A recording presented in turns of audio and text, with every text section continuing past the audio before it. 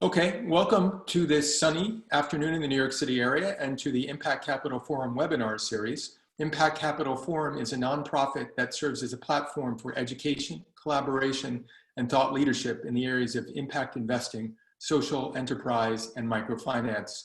Today we have a great panel talking about financial literacy looking into the 2020s, the next decade. It's a long-standing problem that the world has faced, but we'll be getting some fresh perspectives on how the educational formats, the technology innovations, and how financing itself can support new ways to tackle this type of challenge. Before we get started, I'll mention that Impact Capital has other webinars coming up. On May 12th, there's one about impact investing in Africa. And on June 11th, there's one on risk in climate change, evaluating risk in climate change. And you can find them at impactcapitalforum.org. With that, I'll turn it over to Robyn Polansky Morrison, our moderator. Robyn is the lead principal at MORR, M-O-R-R. MORR Strategy, which is provides both financial advisory services and bespoke solutions in the areas of financial literacy, impact investing, and high net worth investing as well. She has spent 20 years with high net worth individuals. She's worked at a number of prestigious firms like Bank of America Private Bank, Thomson Reuters, Bessemer Trust, and Align Impact. And with that, I'll turn it to you, Robyn. Oh, I'm sorry, one more thing logistically.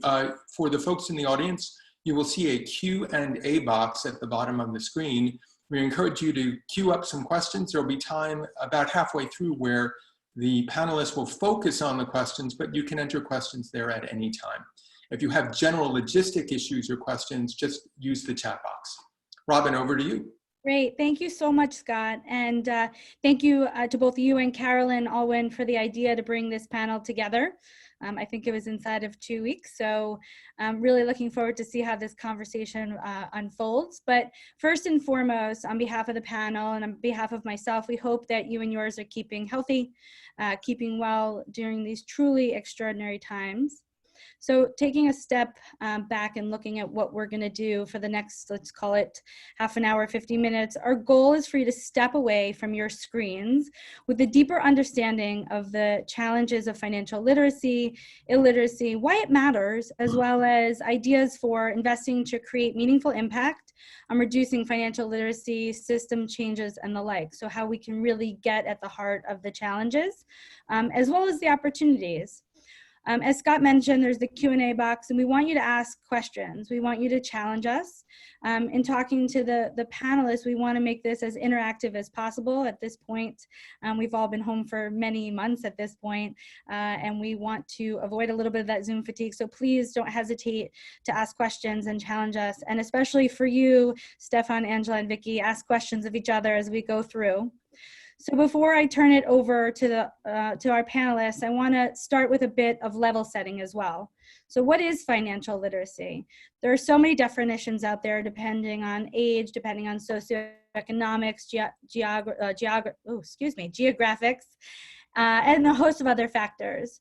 But the most encompassing definition of financial literacy that I have seen over time and over the course of my work is it's truly a combination of awareness, of knowledge, of skill, attitude, and behavior necessary to manage financial resources effectively for a lifetime of financial well-being. And I think that can be applied personally as well as professionally, and we're going to be talking about both arenas today.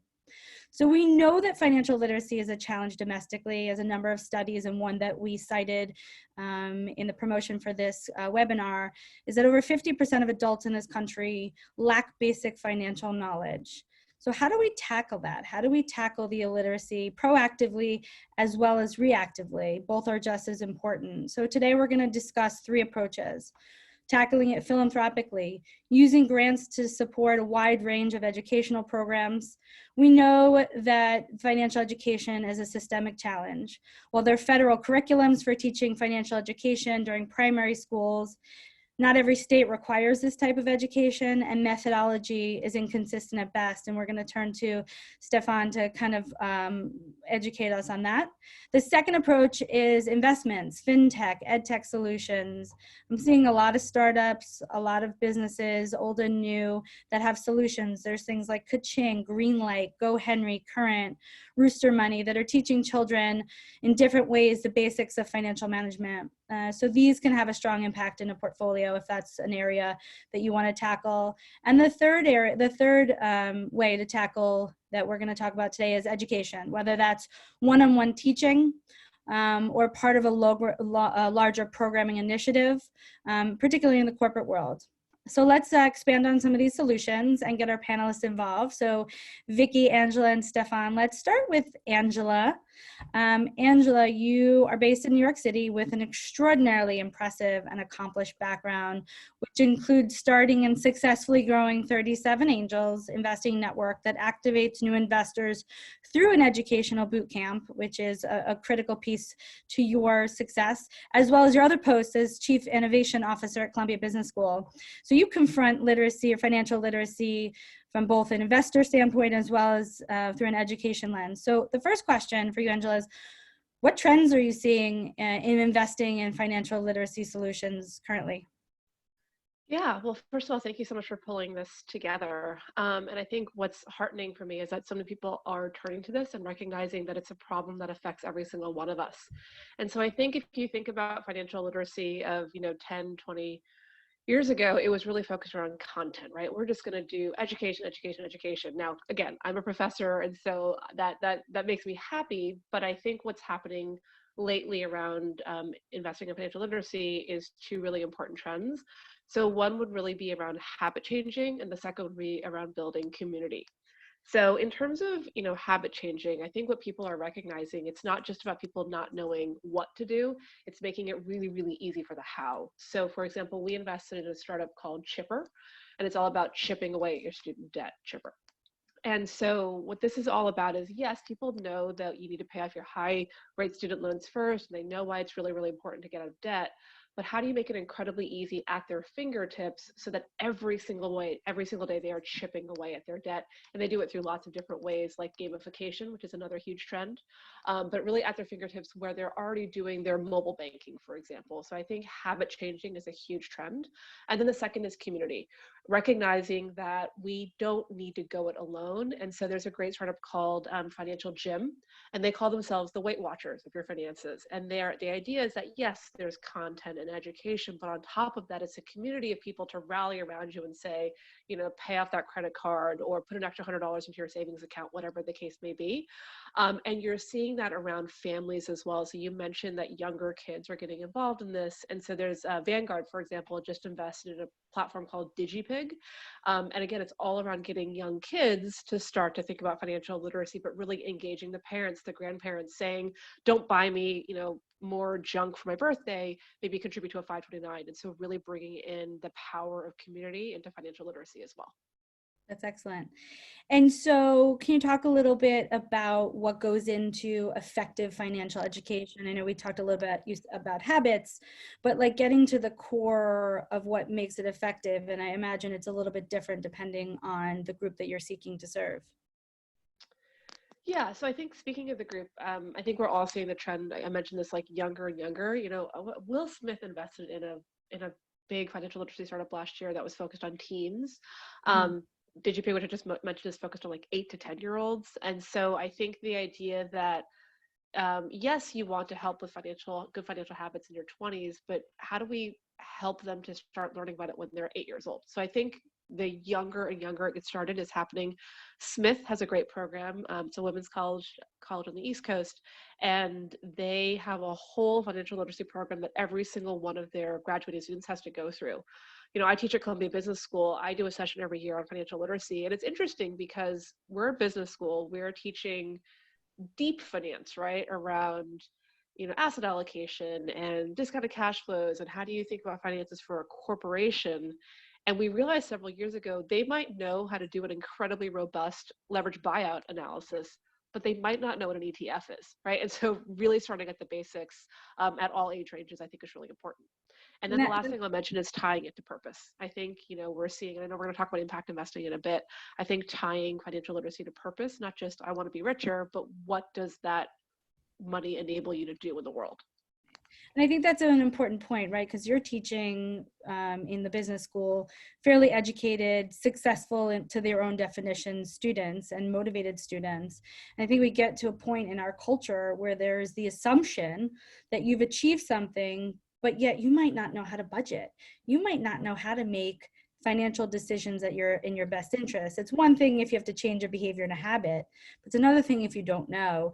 And so the work that I love to see is when we can take into account sort of that cultural assumption that that inequality, that like it's okay if you don't necessarily know definitions of basic things. And yes, we can all Google it, but to your point about making it relevant, making it purposeful, right? It's a lot of need on that one-to-one education. I do some work with different types of women's groups, and it's bringing the examples of what a stock is and what a bond is to make them feel empowered and stable, right, to their current situation. So that's super interesting.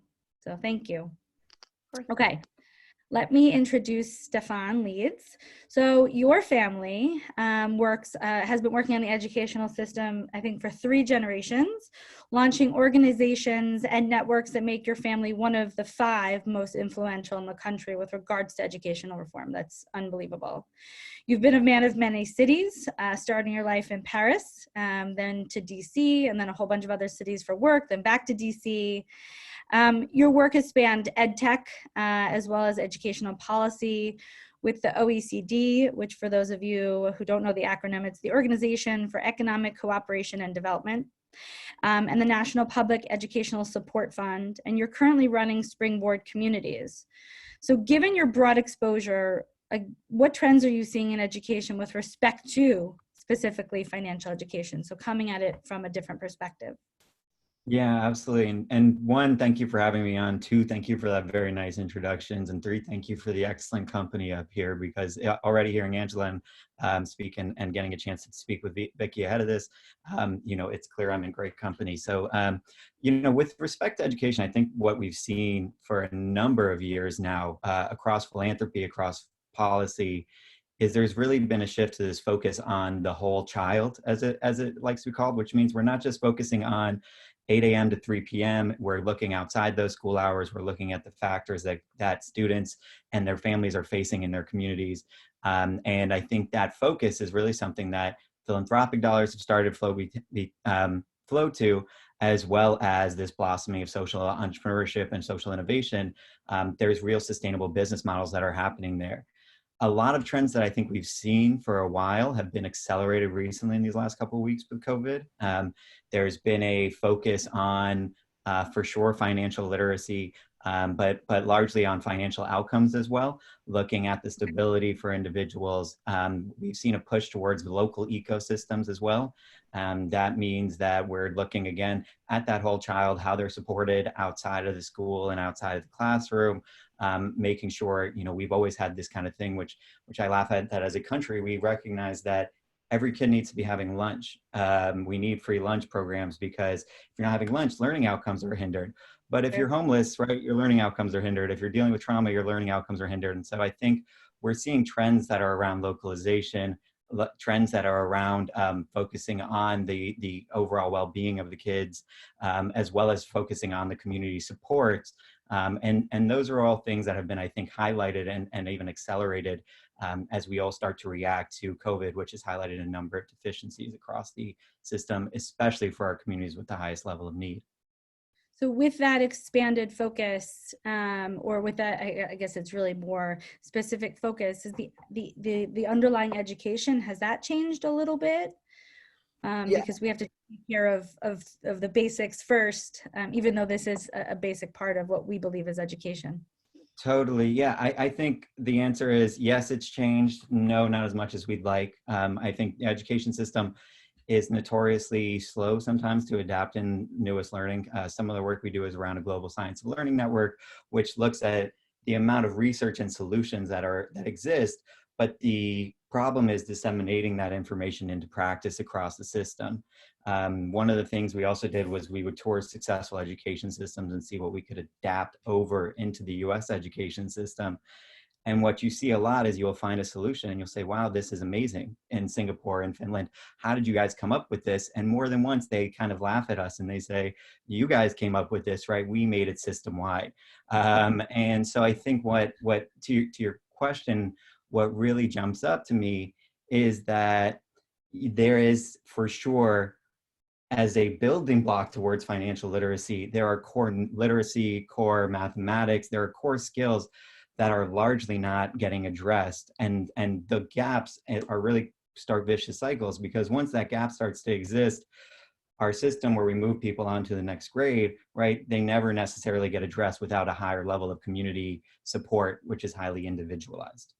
And then that perpetuates the problem until adulthood, when then it turns into, from financial education or financial literacy work to illiteracy, and then just perpetuates a lot of challenges for us as an economy, as a society, and the like. So that's really interesting.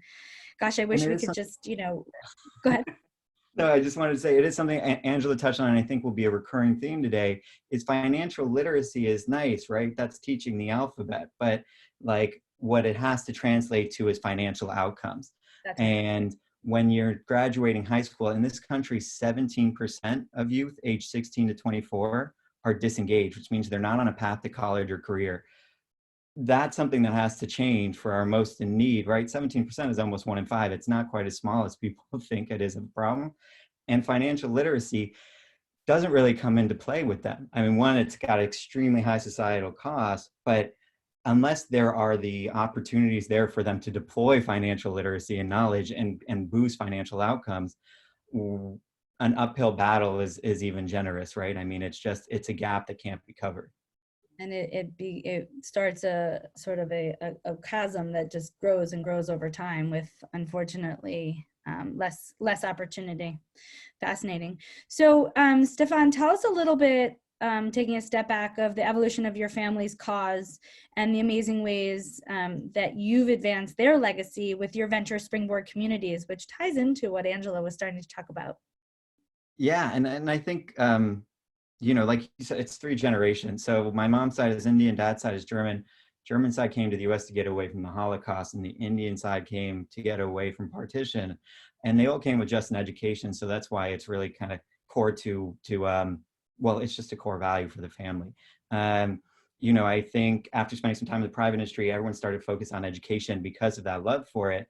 And they approached that by starting organizations focused largely on policy, boosting high school dropout rates, which over the last 30, 40 years have gone from about 50% up to 80, 90% now are where high school graduation rates are in the country.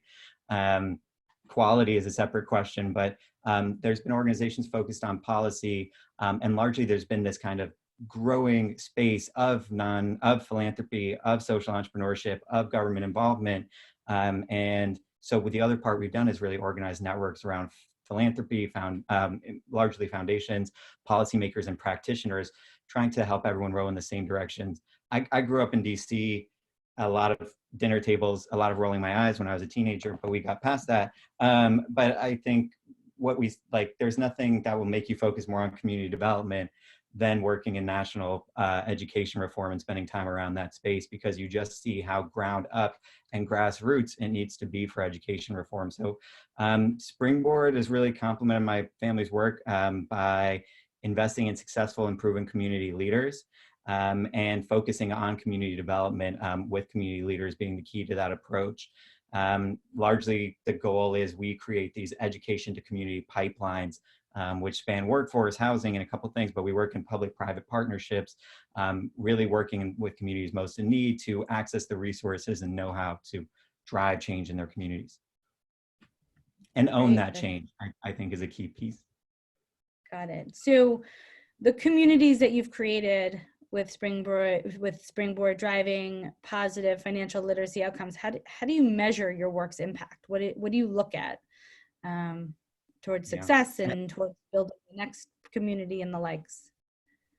Yeah, and that financial literacy is as good as the financial outcomes that it drives is really key to our social measurement. So, we're looking at increased credit, increased asset ownership. We're looking at quality of life, community stability, and access to supports. I mean, we're really looking at where does this, and ultimately, I think it's what we all want for our country, our families, and ourselves, right? Is we want to see an increase in quality of life. That's what the whole reason of putting all the effort into large systems from capitalism to government, right? I think the reason we do that is to see an uptick in quality of life, and our measurements try and reflect that. And my kind of call to action around that would be social governance program. Social programs from companies, funds, right? I think as they look at social outcomes, surveys are nice, but I think measuring tangible numbers where you can see a real change in quality of life right there is something. Those numbers? So yeah, credit, savings, homelessness. I think asset ownership. We talk a lot about home ownership in Springboard because we have a real estate component in what we do. But I think looking at what kind of the financial outcomes or metrics that we all want to see improved for ourselves as well as for the country overall. Fascinating. Thank you. Thank you for sharing that. That's amazing. So let me turn over to Vicky Lee now. So Vicky, you are young and so incredibly accomplished. You're a writer, a poet, social entrepreneur, executive coach, and most relevant to this conversation is head of impact investing at Artesia, a venture capital and fixed income shop. And you confront financial literacy through a corporate lens, an entrepreneurship lens, as well as a focus on women's empowerment. So the same question as I posed to Angela and Stephan in their beginning, tell us about the trends that you're seeing in your work as it relates to financial literacy. Well, thank you. You can introduce me at any panels that I do in the future. It's a very introduction. I think it's really interesting because we have a very unique lens as a fixed income and venture capital house. We've got this unique look at the market. And I think what's been interesting for us to see is the trends that have been occurring in terms of individuals or populations of people around financial literacy.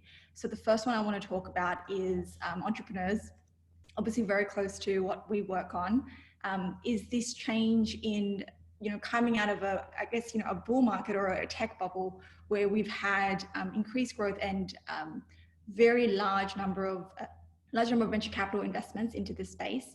What we found is that with the COVID, pandemic, it's really changed the way we're speaking and the types of deal flow that we are looking at and the deal terms. Entrepreneurs and VCs alike are starting to really wind back and think about, rather than growth at the expense of everything else, is actually building a sustainable business and leading from that as part of our conversation, which is very different to the conversations we're having, say, 3 to 5 years ago when I was doing my own, startup. I think also what that has meant is that the deals that actually have been popping up and actually raising capital over the last 4 weeks have been really interesting. For example, I'm sure you guys saw Robyn last week. They raised a $280 million Series F round. And what that is, it's an app to help you, invest as an individual into the stock market. And what was interesting about that is that they had 10 times the number of deposits just after the coronavirus than they've had in the previous quarter.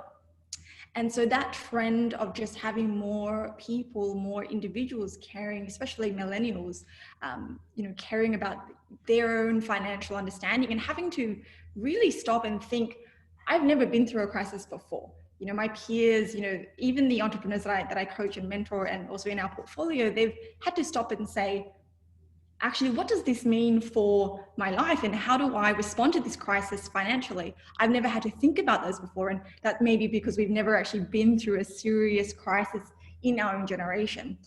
Another interesting fact or interesting trend that we've been seeing is what's happened to the actual, how much money is actually available now and what the startups are doing. So we did a big survey across our 400 portfolio companies in Asia Pac, and we found that the average projected revenue change was 42%.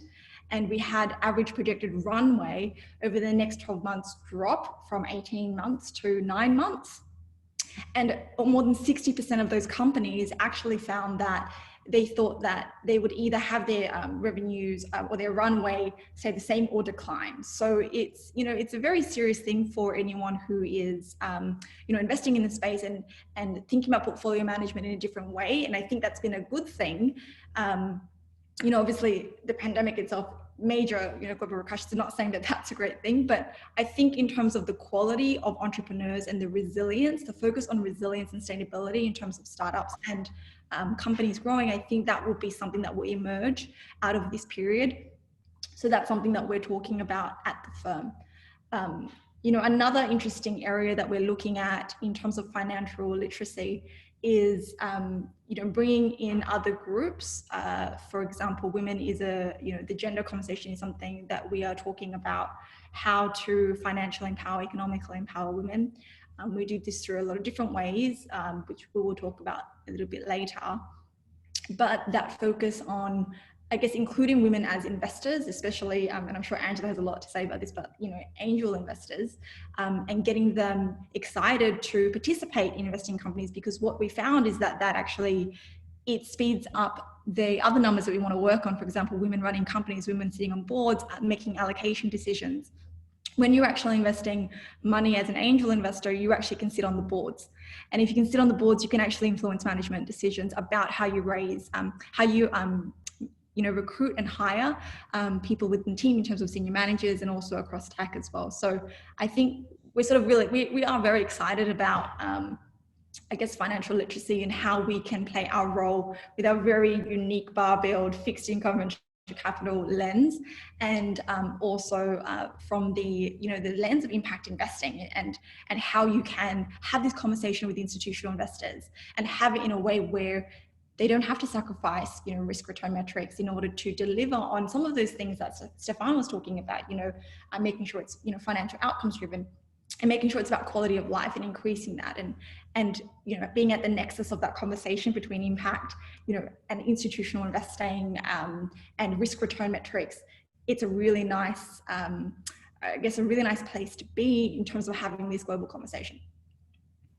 And have you seen in the last couple of weeks, right, we've all seen the technology innovations at warp speeds because we're sheltered home and because of the pandemic, right?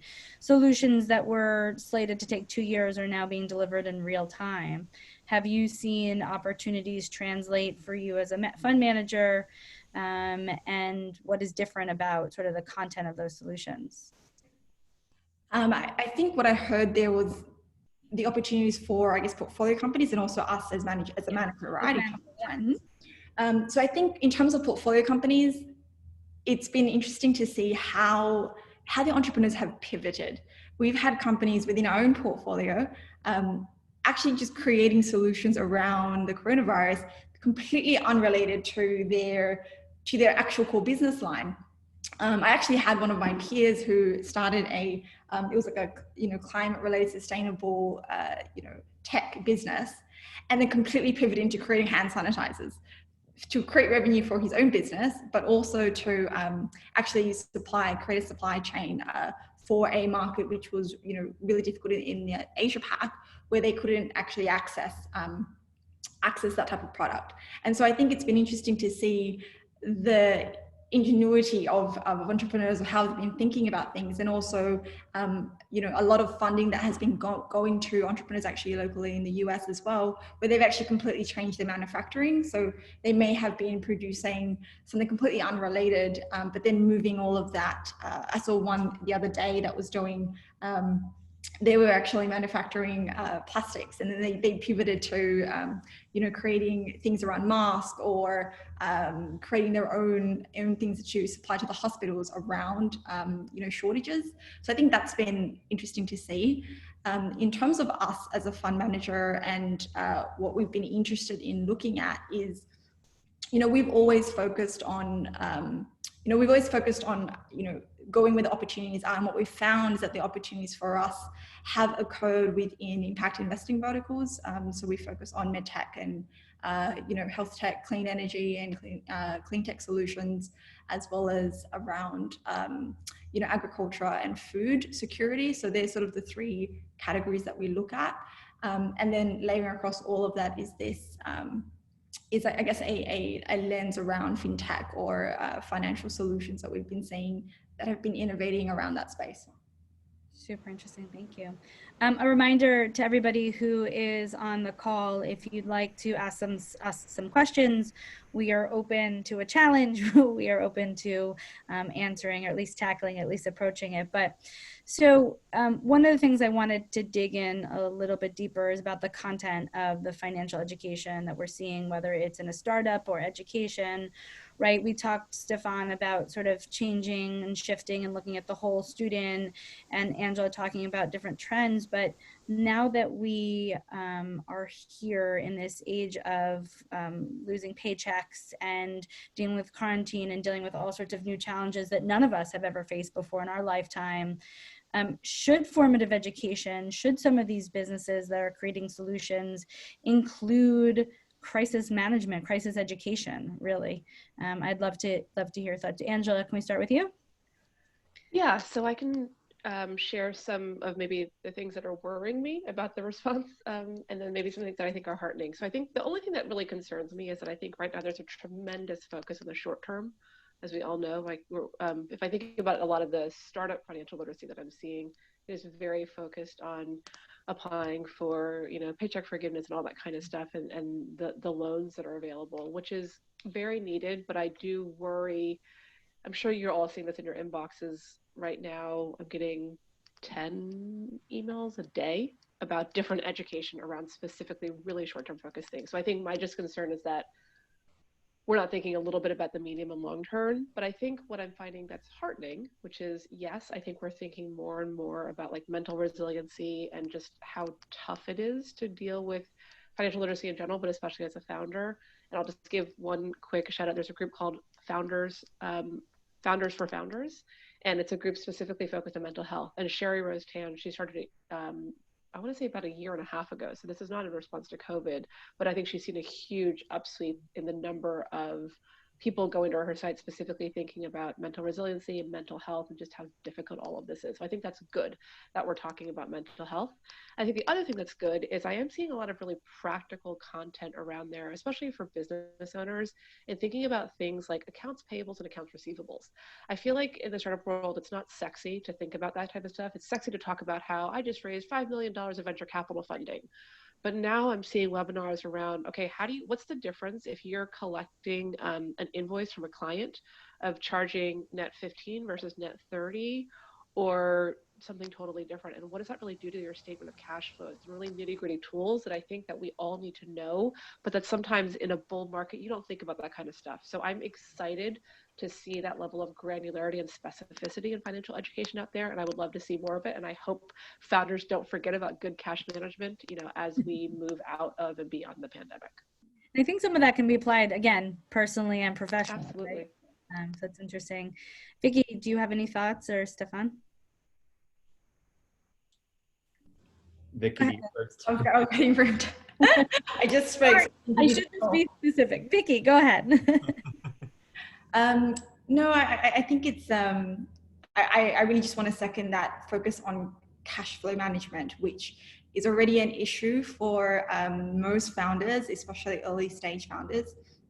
But also, I guess what that means as you graduate up and down the curve. So what financial management or financial literacy means as an early stage founder, seed, versus when you're raising your Series B. It's very, very different.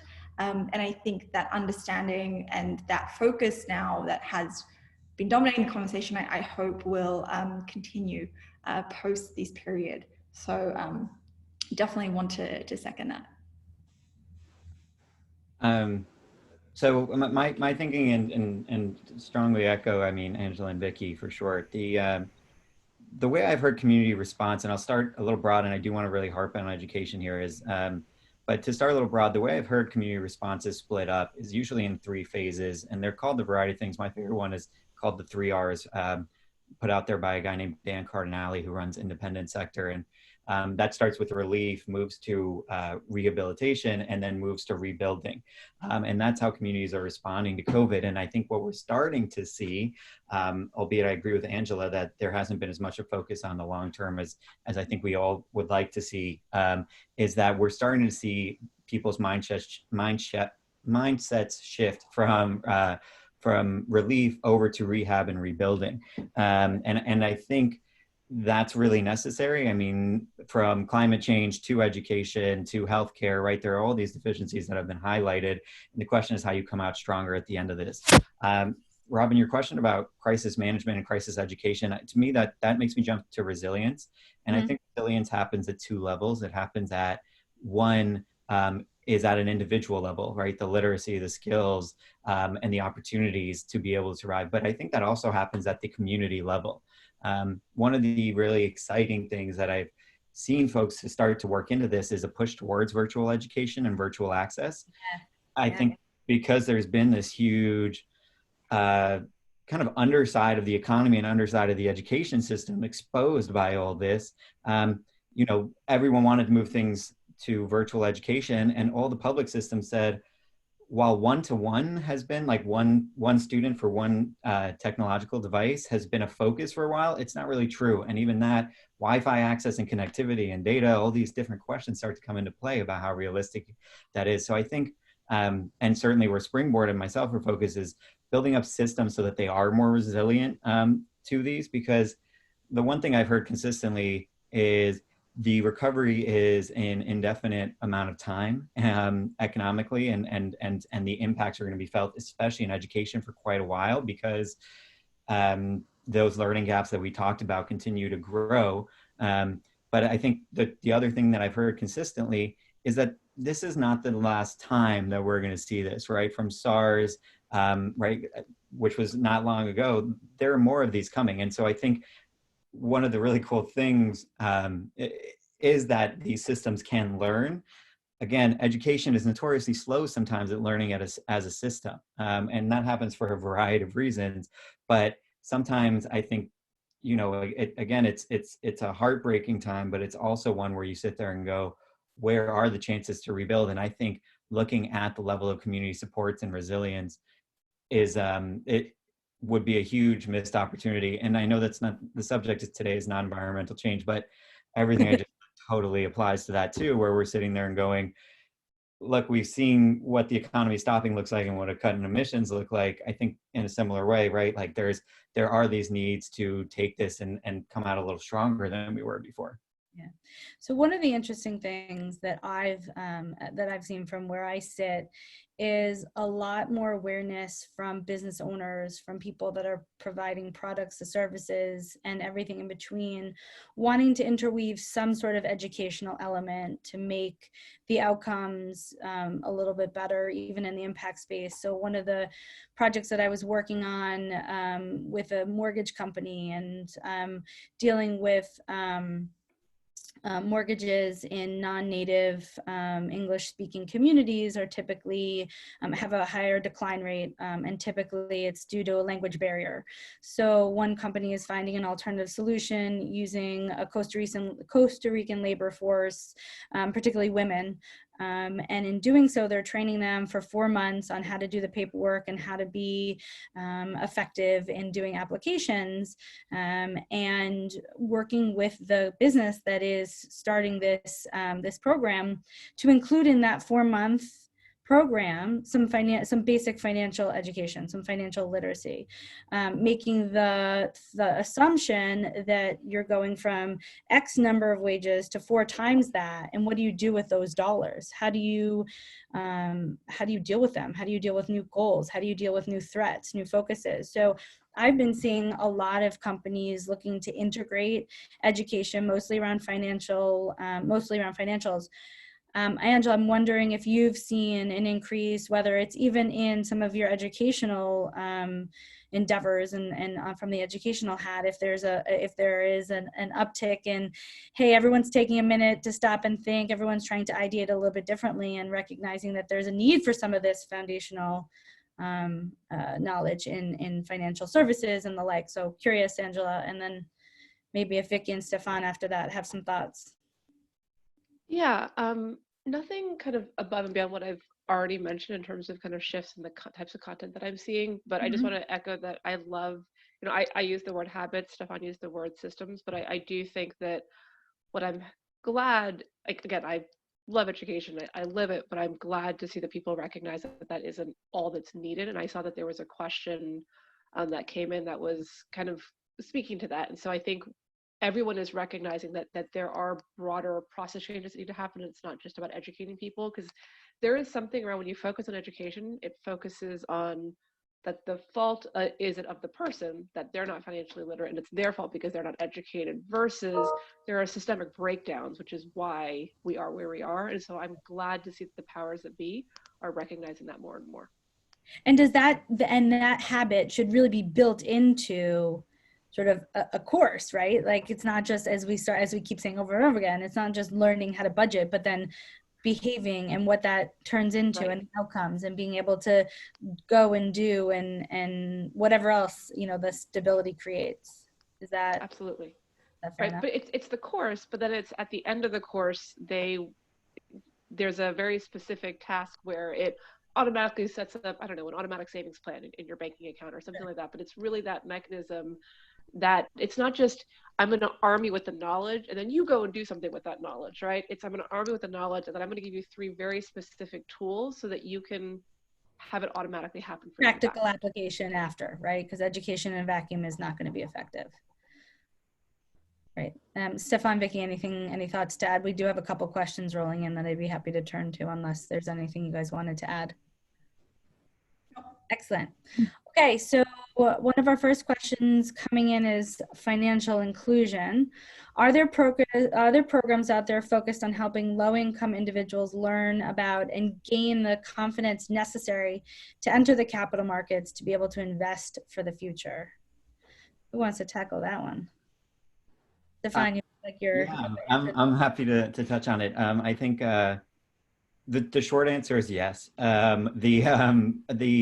My favorite and the team that has blown me away the most by far is a program called MOCAFI, M-O-C-A-F-I.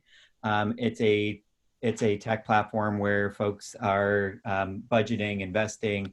I think the slightly longer answer that I'll still try to make a short answer is that when I think of these, and Angela has touched on it a number of times, right, is we're talking about communities, we're talking about changing behaviors, decision-making, habits. And so I really, and I'm biased because this is what Springboard tries to do, but I think it's really tough to look at these things in a vacuum. When you start talking about low-income individuals learning about and gaining the confidence to enter the capital markets, my question is, where are they going to invest, right? Like what, when over half of Americans don't have $400 for an emergency expense, I love the idea of saying, well, if you even invest $5 of every month, right? Like it's progress towards savings. I agree.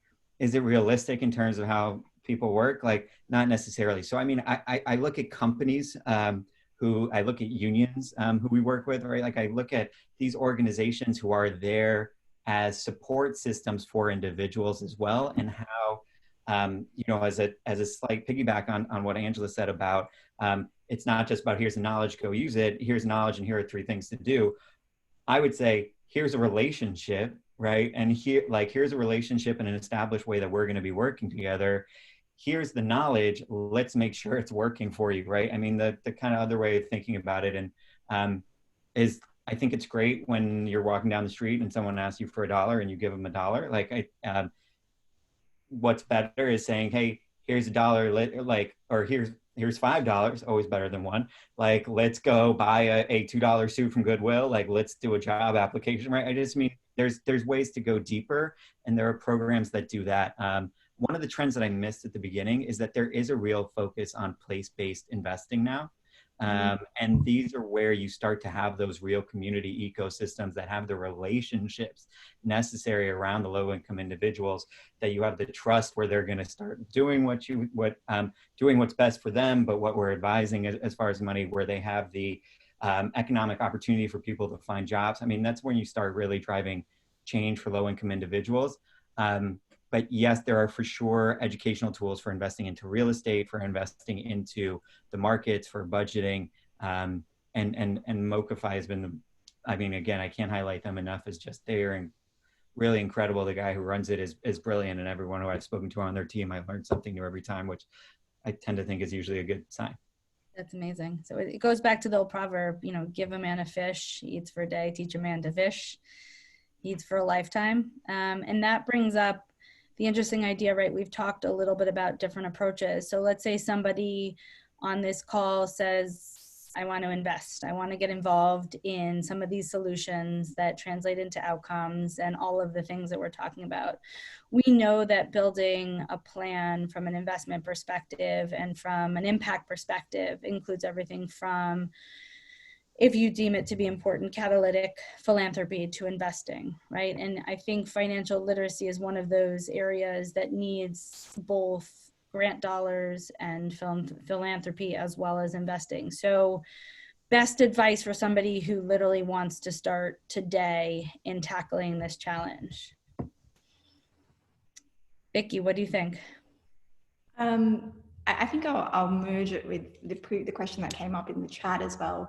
Perfect. I think there's, so I think, Stephan, I'm going to go back to your point here too. It's a different, so impact is very context driven. So I have like this, like a philanthropy friend in India, and he's like billionaire, like has been doing this before impact investment was even a thing. And he was saying, look, Vicky, you don't have to be really that smart to do impact investing. He's like, don't think that you need to, you need all that, because what you need to understand is that impact is context. And therefore you need to really understand the local context of where you're creating that impact. And I think when I link it back to, that financial inclusion question or financial literacy, it's where is that person at in their life? You cannot give them, here are all of the mutual funds you can invest into if they're massively in debt.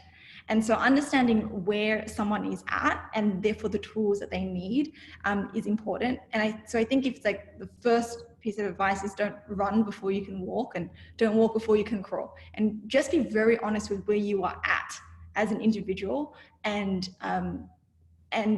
make those steps appropriately and get yourself educated. And do that in ways that, in small ways, you don't put 90% of your, of your in one asset class or in one stock or on Robinhood or in one app. And I think that's really important. That's something that I've personally done when I was younger. And also I have a lot of peers who are coming to me now during this virus and then during this time to ask me, and they're saying, oh, I want to do options.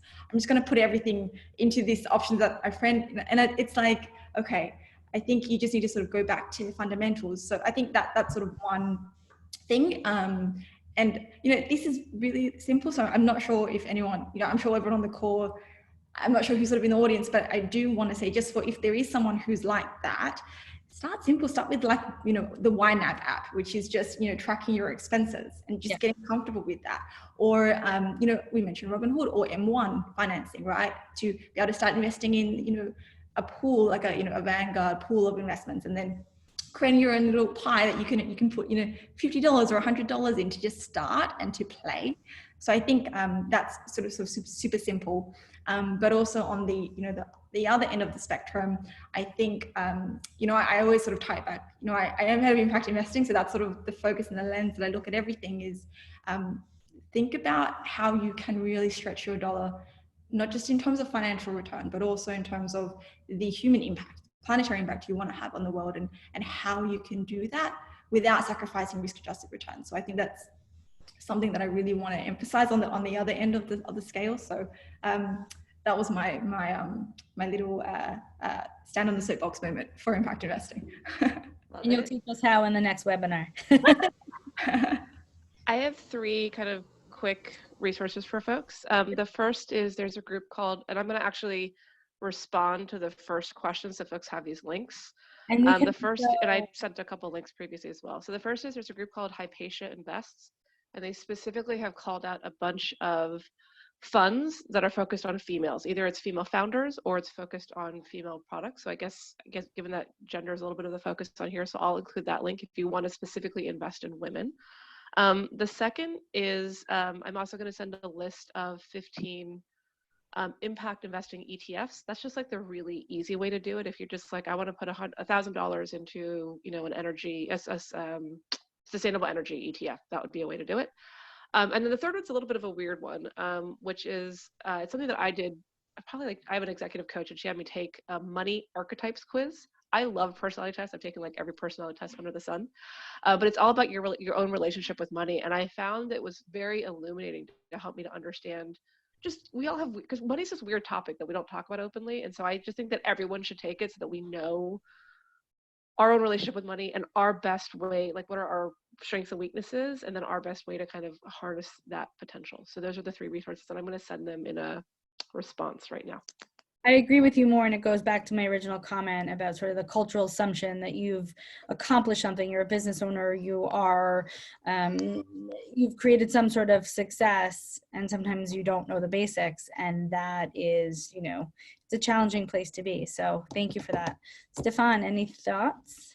I just want to totally agree with Angela and Vicky that I think it's, having done my own financial journey and spoken with a number of folks and belong to some networks that are around impact investment, I think it's really first a question with yourself and some trusted folks in your network around what's the purpose of how you're investing, how do you want to split it up. I wouldn't overcomplicate it, because at some point you have 10 voices in your head and you don't know which way to go, but totally willing to offline about it. But I think, you know, in my first question would be like really real with yourself, have a good glass of scotch and think about it, whatever like your process is. But I think, you know, I think it really is a question of, there's investments that have financial returns for you, and there's investments that don't, and that are totally impact driven. I think that's one of the first questions. What are the things you really want to see happen with your money? And then finding some good resources to support that process would be key.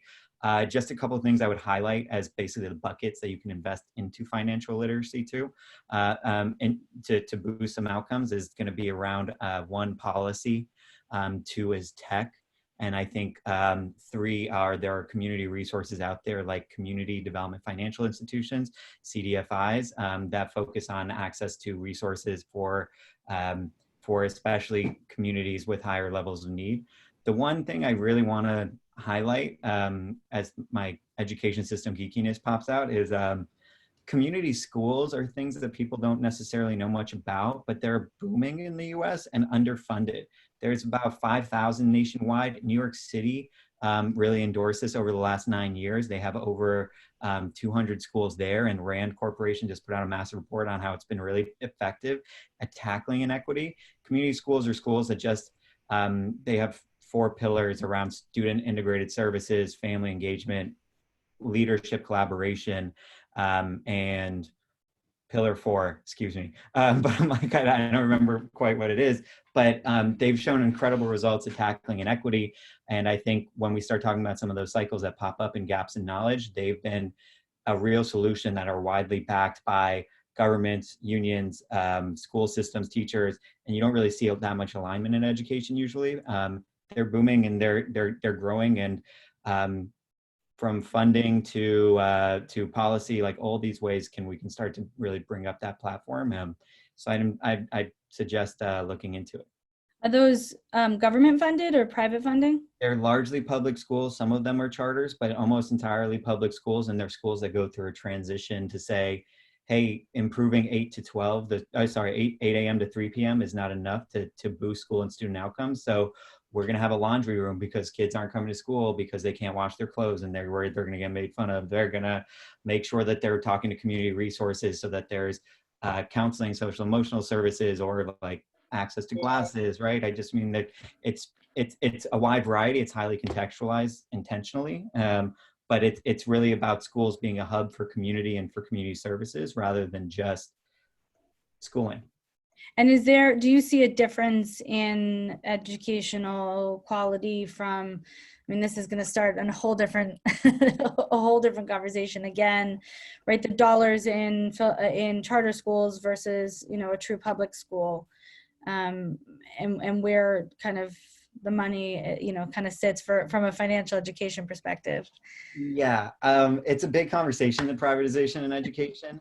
What I would highlight is there's 54 million students in public and charter schools in this country. 51 million of them are in public schools, yet the funding does not tell that story, right? There is a disproportionate amount of money going into charters. So yeah, it starts to get there, but I think this is more about schools being hubs for communities when communities have seen a real breakdown in support systems. So that's the shortest I can make that. But Rob, I know I stepped into that one. So we're hitting the top of the hour. Thank you, Vicky, Angela, Stephan. Is there anything that is burning or pressing top of mind that you want to leave everyone with as it relates to everything we've kind of put forth today? Nothing on my end other than people asked for the link, so I put them into the chat window. I didn't realize people couldn't see them in the Q&A.